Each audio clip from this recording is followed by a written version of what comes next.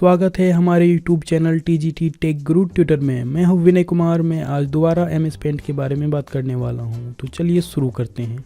MS paint में आज हम लोग सीखने वाले हैं MS पेंट में जूम इन और जूम आउट करना, MS पेंट में रूलर, गाइडलाइन और स्टेटस बार को शो और हाइड करना, MS पेंट में सिलेक्शन एरिया को क्रॉप, रिसाइज और रोटेट करना, MS पेंट में कट, कॉपी और पेस्ट का यूज़ करना, टेक्स्ट टूल, मैग्नीफायर टूल और ब्रशेस का यूज़ करना, शेप्स में आउटलाइन और फिल का यूज़ करना, MS पेंट में एडिट कलर का यूज़ करना, MS पेंट में ओपन, सेव अस, प्रिंट और सेंड इन ईमेल का यूज़ करना, MS पेंट में सेट एज बैकग्राउंड का यूज़ करना। तो आइए इन्हें देखते हैं। हमने MS पेंट ओपन कर लिया है। अब आइए इसमें कुछ शेप बना लेते हैं और उसमें फिल कर लेते हैं ताकि जूम इन और जूम आउट को अच्छे से समझ सकें।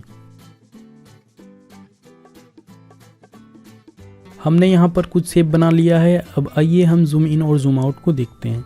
जूम इन और जूम आउट करने के लिए हम स्टेटस बार में जूम इन पर क्लिक करेंगे और यहाँ पे जूम आउट पर क्लिक करेंगे तो ये जूम आउट होगी। आप चाहे तो इस स्लाइडर को पकड़ कर के भी जूम इन और जूम आउट कर सकते हैं।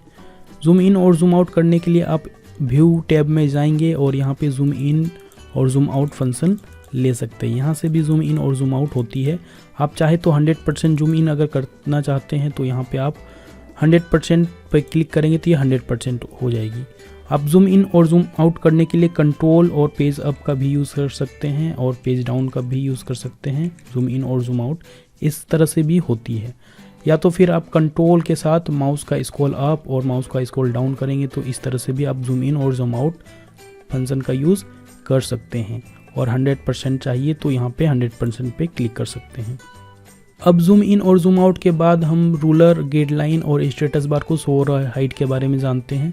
तो इसके लिए हमें शो और हाइड ग्रुप मिलती है। यहाँ से आप रूलर को ला सकते हैं और वापस अनटिक कर देंगे तो रूलर हाइड हो जाएगी। इसी प्रकार से गाइडलाइन को भी आप ला सकते हैं और वापस अनटिक कर देंगे तो हाइड हो जाएगी।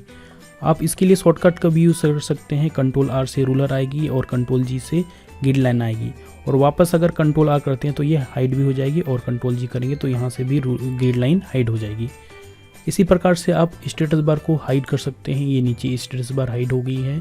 वापस लाना है तो इस पर टिक कर देंगे तो स्टेटस बार भी वापस आ जाएगी। अब आइए हम यहाँ पे डिस्प्ले ग्रुप में फुल स्क्रीन का यूज़ कर लेते हैं।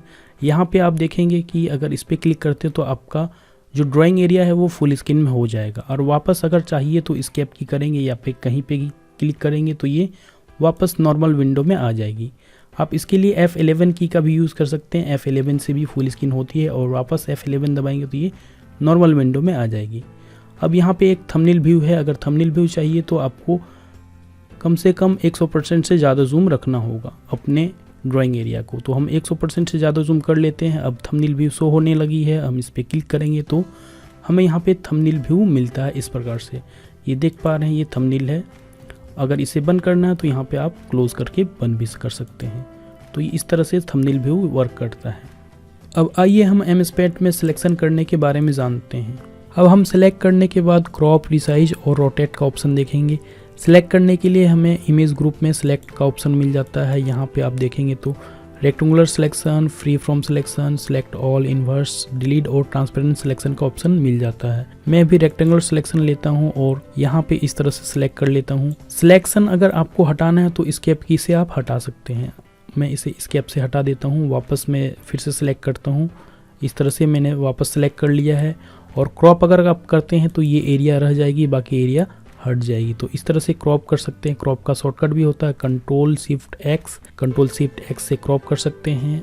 अगर वापस आपको उसी तरह चाहिए पहले की तरह सारा शेप तो अंडू ऑप्शन ले लेंगे। यहाँ पे क्विक एक्सेस टूल बार या कंट्रोल Z करेंगे तो अंडू हो जाएगी। वापस हमारा सारा शेप आ चुका है।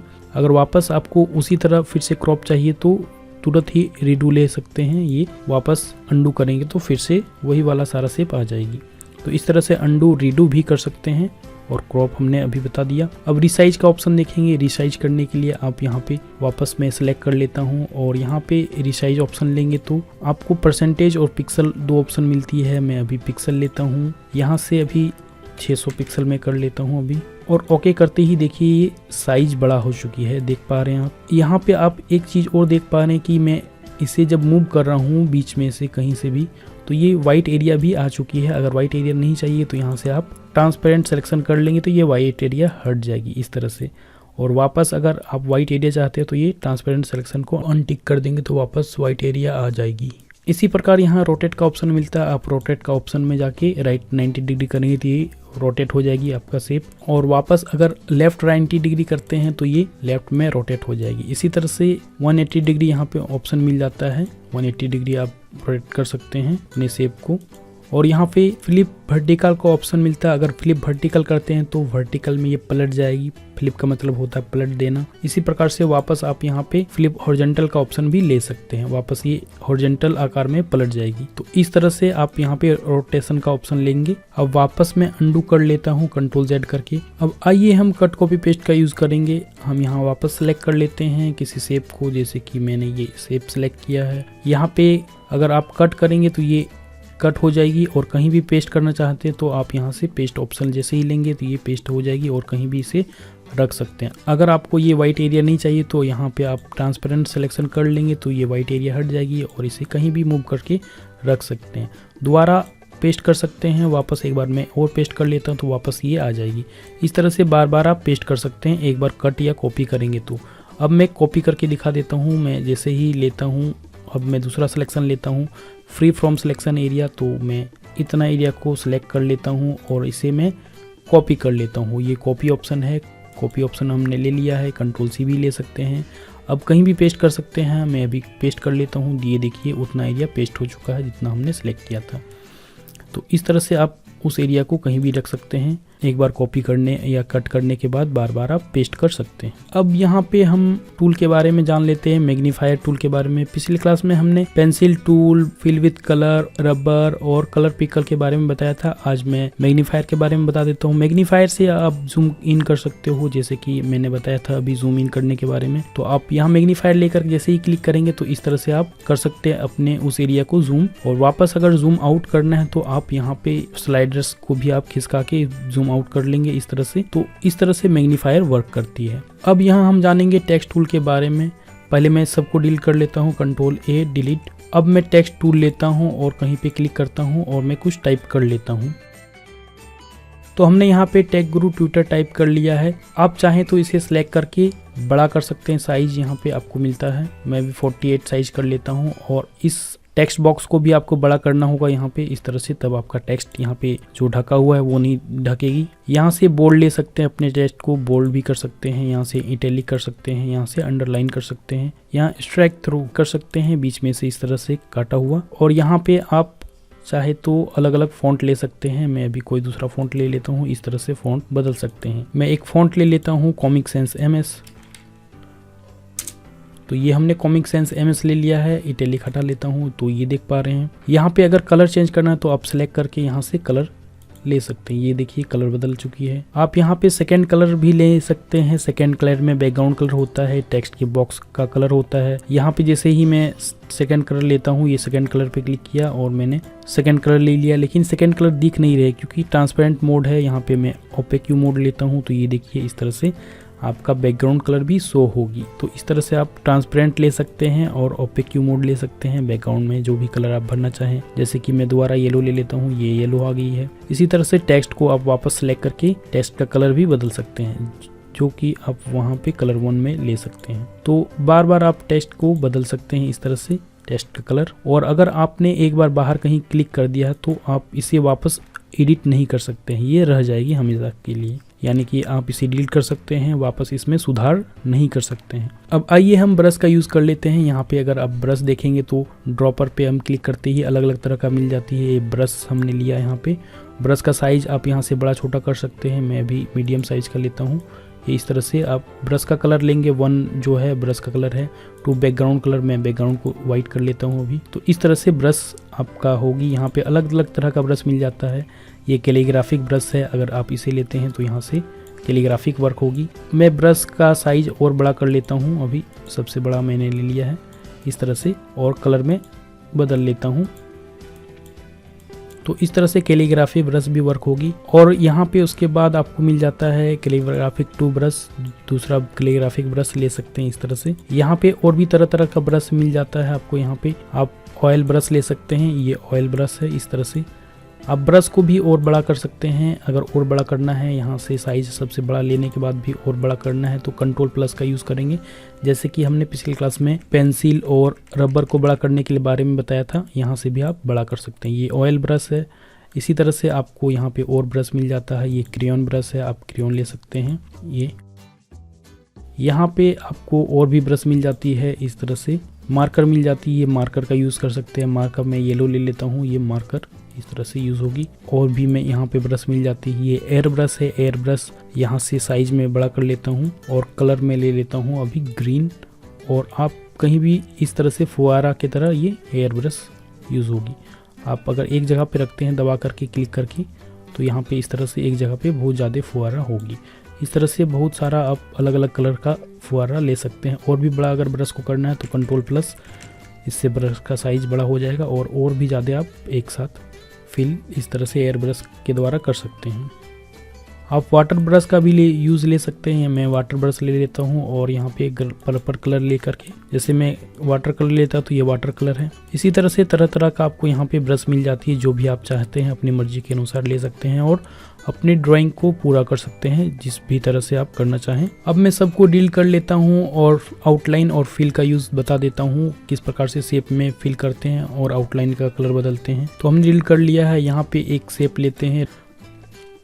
मैं अभी यहाँ पे हार्ट शेप लेता हूँ और यहाँ पे इसका ये लाइन कलर है। फॉरग्राउंड कलर जो भी होता है, यहाँ पे लाइन का कलर होता है आउटलाइन। यहाँ से आप ले सकते हैं सॉलिड, यहाँ से नो आउटलाइन, यहाँ से क्रेयॉन, यहाँ से आप ऑयल, आप साइज यहाँ से बदल सकते हैं लाइन का। तो इस तरह से आप जो भी आप चाहें आउटलाइन ले सकते हैं। Water colour outline, natural pencil outline, जो भी चाहें वो ले सकते हैं। फिल कलर आप चाहते हैं, जैसे सॉलिड कलर मैं चाहता हूँ, ये सॉलिड कलर। और अभी फिल कौन सा है, सेकंड कलर है। यहाँ पे इस फिल कलर में लेता हूँ अभी ये, या रेड लेता हूँ, रेड ले लिया। यहाँ से फिल कलर में अलग अलग ले सकते हैं, सॉलिड, क्रेयॉन, यहाँ पे fail tip, oil, natural pencil, water colour, जो भी आप चाहें वो आप फिल कलर में ले सकते हैं। तो इस तरह से आप फिल और आउटलाइन का यूज़ करेंगे किसी भी शेप में जो भी आपने यहाँ पे बना रखा है उसमें। अब यहाँ पे मुझे ऐसा कलर चाहिए जो कि यहाँ पे है नहीं, तो मैं एडिट कलर में जाके एडिट कलर ले सकता हूँ। अगर एडिट कलर में जाते हैं तो यहाँ पे आप देख पाएंगे कोई भी आप कलर बना सकते हैं। जैसे कि मैं यहाँ से ग्रीन, और ग्रीन में हल्का ग्रीन चाहिए तो आप ऊपर करेंगे और डार्क ग्रीन चाहिए तो नीचे करेंगे इस स्लाइडर को।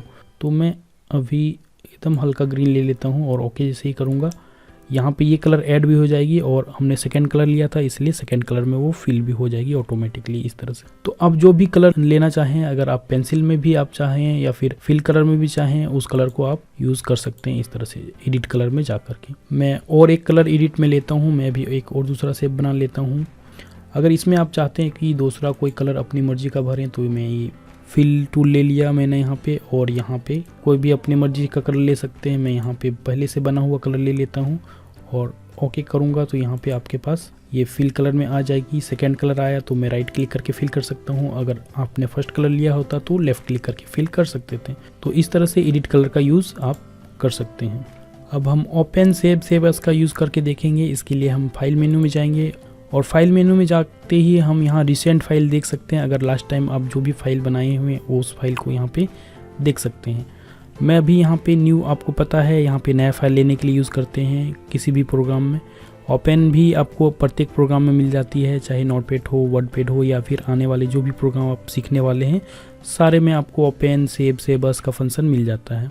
ओपन करके हम यहाँ पे कोई भी पिक्चर को एक ओपन कर लेते हैं पहले से। जैसे कि मैं इस पिक्चर को ओपन कर लेता हूँ। आप यहाँ पे ये जो हमने बनाया है उसको सेव करने के लिए पूछा जा रहा है, मैं इसे सेव नहीं करता हूँ। तो ये देखिए आपका यहाँ एक फ़ाइल ओपन हो चुकी है, बहुत ही बड़ा है शायद मैं इसीलिए मैं इसे देख नहीं पा रहा हूँ। जूम आउट करता हूँ तो ये देख पा रहे हैं।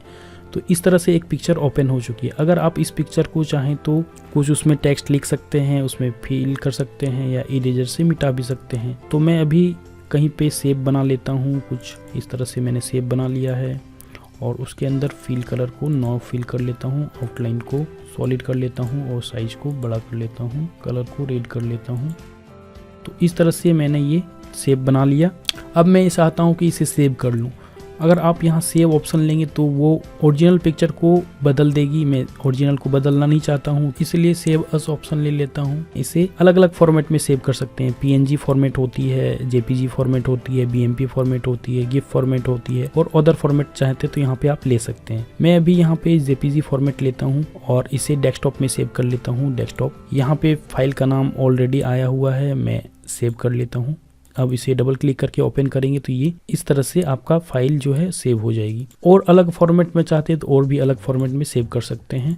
सेव बस में जा कर के और PNG फॉर्मेट में ले सकते हैं। PNG मैं अभी यहाँ PNG फॉर्मेट में ले लेता हूँ एक बार और। तो ये देख पा रहे हैं दोबारा ये PNG फॉर्मेट में सेव हो चुकी है। इस तरह से आप कहीं भी आप सेव कर सकते हैं। अब यहाँ पे एक और ऑप्शन है प्रिंट का। प्रिंट ऑप्शन में आप जाके प्रिंट कर सकते हैं किसी भी फाइल को जो भी आपने ड्रॉ किया है। मैं यहाँ पे प्रिंट ऑप्शन में जाकर के प्रिंट प्रीव्यू देख लेता हूँ। प्रिंट प्रीव्यू देख करके आप पता कर सकते हैं किस प्रकार से प्रिंट होने वाली है। मैं क्लोज कर देता हूँ प्रीव्यू को।